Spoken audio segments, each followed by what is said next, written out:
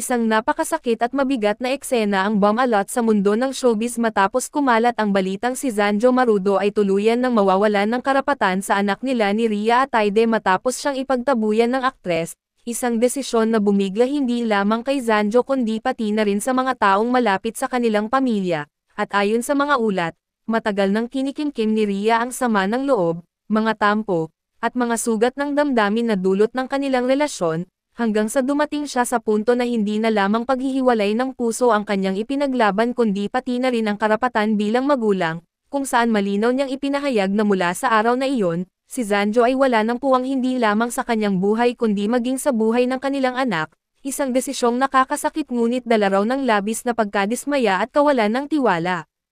Habang nagaganap ang tensyon, sinasabing mariing tinanggihan ni Rhea ang anumang pakiusap ni Zanjo na huwag siyang alisin sa buhay ng bata. Dahil para kay Rhea, ang pinakamahalaga ngayon ay ang kapakanan ng kanilang anak, na ayon sa kanya ay hindi dapat masaksihan ang paulit-ulit na gulo, hindi pagkakaunawaan, at sakit na bumabalot sa kanilang relasyon, at sa kanyang pananaw, ang tanging paraan para maprotektahan ang inosenteng bata ay alisin ang impluwensya ni Zanjo at itaguyod itong mag-isa, kahit pa nangangahulugan iyon ng pagtanggap na siya'y magiging single parent, dala ang bigat ng responsibilidad ngunit buo ang loob na kaya niyang lagpasan.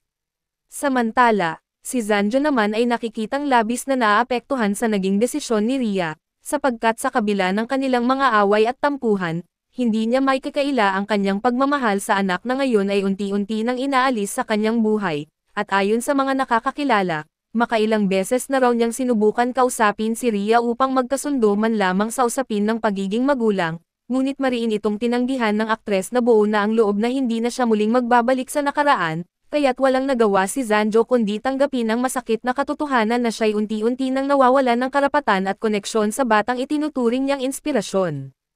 Ang pangyayaring ito ay nagdulot ng matinding diskusyon sa social media, kung saan hati ang pananaw ng publiko, may mga nakikiramay kay Zanjo at naniniwalang hindi dapat ipagkait ang karapatan ng isang ama sa kanyang anak anuman ang nangyari sa kanilang relasyon, samantalang marami rin ang pumapanig kay Rhea. Naniniwalang karapatan ng isang ina na protektahan ang kanyang anak mula sa anumang posibleng trauma o sakit, at sa gitna ng lahat ng ito, mas lalong lumalakas ang tensyon at emosyon sa parehong panig, na tila walang kasiguraduhan kung maaayos pa ba o tuluyan ng magkakaroon ng legal na labanan tungkol sa kustodiya ng bata.